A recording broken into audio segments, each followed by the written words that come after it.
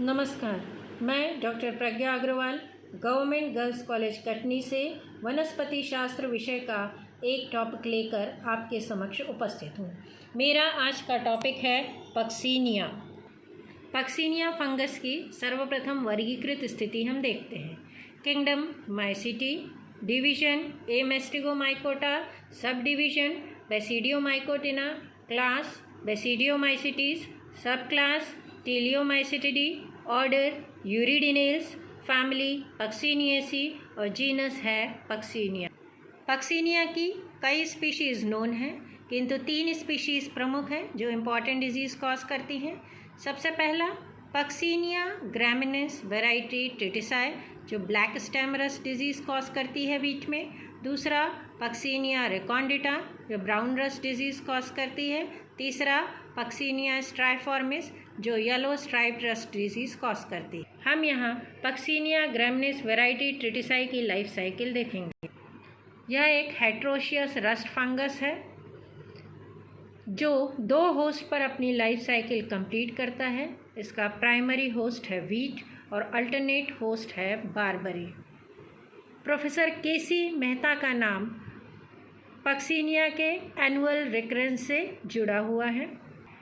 यह एक macrocyclic rust fungus है। मैक्रोसाइक्लिक अर्थात जिसमें रस्ट की 5 स्टेजेस आती हों, उस तरह का रस्ट कहलाता है मैक्रोसाइक्लिक। इसमें 5 स्टेजेस आती हैं। स्टेज 0 पिक्नीडियल स्टेज, ये हैप्लॉइड होती है और यहीं पे प्लाज्मोगेमी होती है। स्टेज 1 एशियल स्टेज, ये डाइकैरियोटिक स्टेज है। पिक्नीडियल और एशियल स्टेजेस बारबरी पे आती हैं। फिर स्टेज 2 यूरिडियल स्टेज जो डाइकैरियोटिक है। स्टेज 3 टिलिशियल स्टेज, ये स्टार्टिंग में डाइकैरियोटिक होती है, फिर इसमें कैरियोगेमी होता है और ये डिप्लॉइड हो जाती है। और लास्ट में आती है स्टेज 4 जो कि बेसिडियल स्टेज है, मियोसिस डिवीजन के पश्चात आती है, अतः यह हैप्लॉइड होती है। यूरिडियल स्टेज, टिलिशियल स्टेज और बेसिडियल स्टेज, ये तीनों स्टेजेस वीट प्लांट के ऊपर आती हैं। सर्वप्रथम हम स्टेज 0 के बारे में बात करेंगे। स्टेज 0 है पिक्नीडियल स्टेज। यह स्टेज बारबरी लीफ के अपर सरफेस पर मिलती है और इस स्टेज का निर्माण मोनोकैरियोटिक माइसीलियम से होता है। और बारबरी लीफ के अपर सरफेस पर 2 तरह के पिक्नीडिया होते हैं, प्लस टाइप के और माइनस टाइप। यहाँ आप बारबरी लीफ के अपर सरफेस देख रहे हैं जिसमें एक प्लस टाइप का पिक्नीडियम है तो दूसरा माइनस टाइप का पिक्नीडियम दिखा दे रहा है। हर पिक्नीडियम की अपनी वॉल है, उसमें पिक्नियोफोर है। पिक्नियोफोर में स्पर्मेशियम है और पिक्नीडियम के ऊपर निकले हुए रिसेप्टिव हाइफी स्पष्ट दिखाई दे रहे हैं। एक स्ट्रेन का स्पर्मेशियम अपना न्यूक्लियस दूसरे स्ट्रेन की रिसेप्टिव हाइफी को डोनेट करता है। इनमें सेल्फ इनकॉम्पैटिबिलिटी होती है। पिक्नीडियल स्टेज साइट ऑफ प्लाज्मोगेमी है और यहाँ टाइप ऑफ प्लाज्मोगेमी स्पर्मेटाइजेशन है। यहाँ चित्र में आप स्पष्ट देख रहे हैं रिसेप्टिव हाइफी और स्पर्मेशियम जहाँ मिल रहे हैं, कॉन्टैक्ट वॉल डिसॉल्व है और स्पर्मेशियम का न्यूक्लियस रिसेप्टिव हाइफी के अंदर माइग्रेट होता है। प्लाज्मोगेमी के परिणाम स्वरूप डाइकैरियोटिक प्रोटोएशियम का निर्माण होता है। चित्र में आप डाइकैरियोटिक प्रोटोएशियम स्पष्ट देख रहे हैं। बारबरी की सेम लीफ पर लोअर सरफेस की तरफ प्रोटोएशियम से एशियल स्टेज का निर्माण होता है। एशियल स्टेज में सर्वप्रथम एशियल कप बनता है और इसकी वॉल कहलाती है पेरिडियम। चित्र में आप एशियल कप देख रहे हैं। एशियल कप की वॉल पेरिडियम। एशियल कप के बेस के पास हम देख रहे हैं क्लब के आकार की बेसल सेल्स और इन बेसल सेल्स के ऊपर चेन में लगे एशियोस्पोर्स। एशियोस्पोर्स चेन में लगे हैं और ये डिसजंक्टर सेल्स के द्वारा सेपरेटेड हैं। जब एशियोस्पोर्स चेन में हैं तब ये हेक्सागोनल दिखाई देते हैं और जब ये फ्री होते हैं तो राउंडेड दिखाई देते हैं। एशियोस्पोर्स डाइकैरियोटिक होते हैं। ये एशियोस्पोर्स बारबरी प्लांट को इन्फेक्ट नहीं करते, ये आगे वीट प्लांट को ही इन्फेक्ट करते हैं। जब एशियोस्पोर्स वीट प्लांट के ऊपर जर्मिनेट होते हैं तो डाइकैरियोटिक माइसीलियम बनाते हैं और इस डाइकैरियोटिक माइसीलियम से यूरिडियल स्टेज डेवलप होती है और बीज की लीफ पर यूरिडोपस्ट्यूल्स या यूरिडियम या यूरिडोसोरस बनते हैं। यहाँ एक शब्द आया पस्ट्यूल। पस्ट्यूल क्या है? जब एपिडर्मिस के नीचे बहुत सारे यूरिडोस्पोर्स डेवलप हो जाते हैं या बहुत सारे स्पोर्स डेवलप हो जाते हैं तो उसके प्रेशर से एपिडर्मिस फट जाती है और जो स्ट्रक्चर बनता है उसे हम पस्ट्यूल कहते हैं। यूरिडोस्पोर्स डाइकैरियोटिक होते हैं, यूरिडोस्पोर्स सिंगल सेल्ड होते हैं, यूरिडोस्पोर्स स्टैक्ड होते हैं और ये कलर में डार्क होते जाते हैं।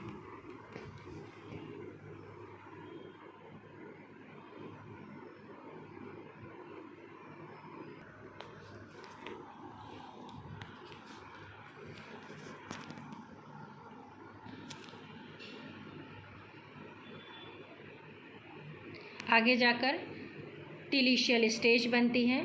टिलिशियल स्टेज में ब्लैक कलर के पस्ट्यूल्स बनते हैं और ये ब्लैक पस्ट्यूल्स में यदि हम देखते हैं तो इसमें हमें बाइसेल्ड टिल्यूटोस्पोर्स दिखाई देते हैं और ये टिल्यूटोस्पोर्स थिक वॉल्ड होते हैं।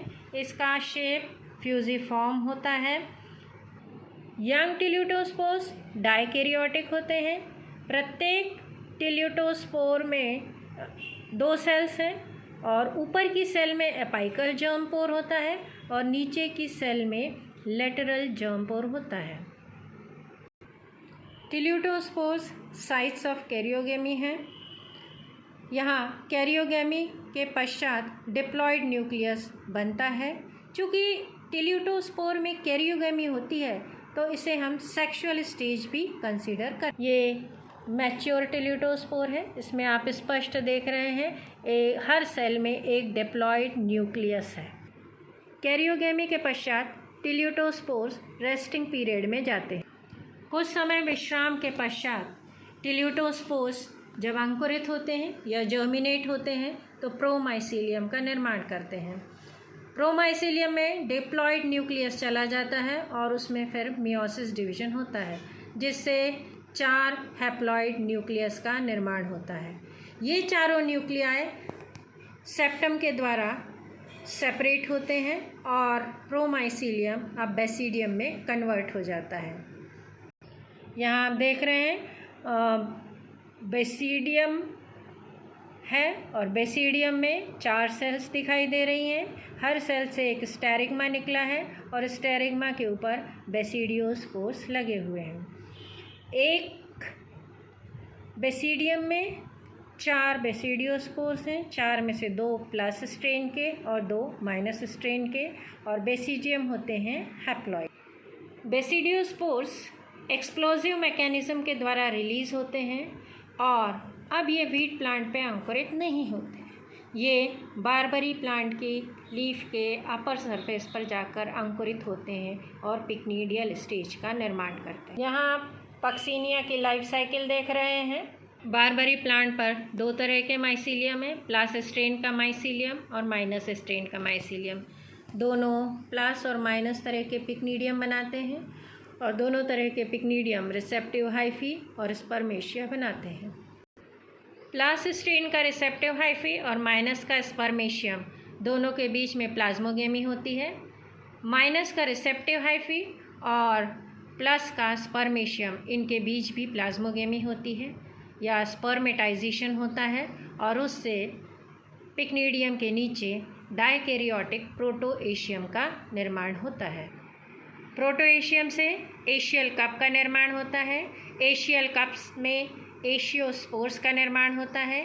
ये एशियोस्पोर्स डाइकैरियोटिक है और ये एशियोस्पोर्स वीट की लीफ पर अंकुरण करके या जर्मिनेशन करके यूरिडोसोरस का निर्माण करते हैं।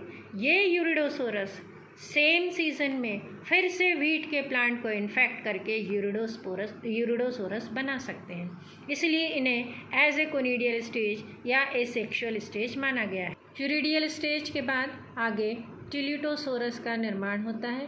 टिल्यूटोसोरस में बहुत सारे टिल्यूटोस्पोर्स बनते हैं।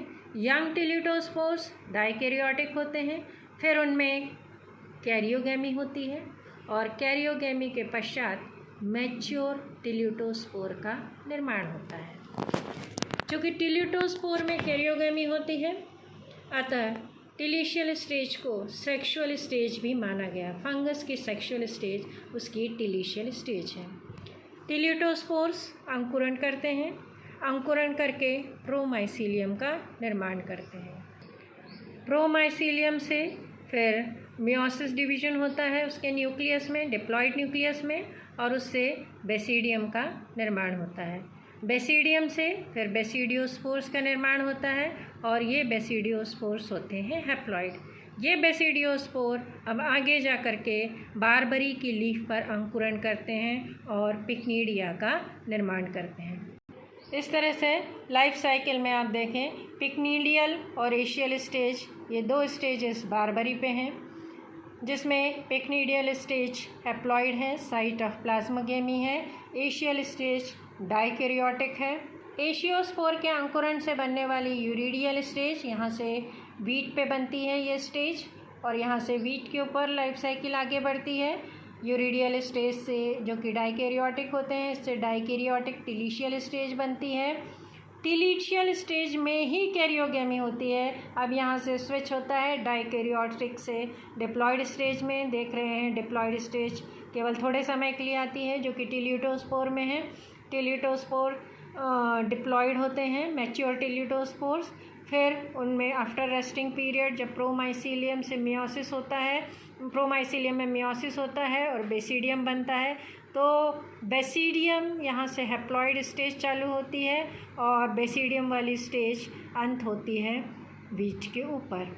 बेसिडियल स्टेज फिर वीट प्लांट के ऊपर अंकुरण नहीं करते, ये जाकर के बारबरी प्लांट को इन्फेक्ट करते हैं और वहाँ पे पिक्नीडियल स्टेज का निर्माण करते हैं। इस तरह से पक्सीनिया की लाइफ साइकिल, जो कि 5 स्टेजेस की होती है, 5 तरह की इसमें लाइफ साइकिल में स्टेजेस होती हैं, ये कंप्लीट होती है।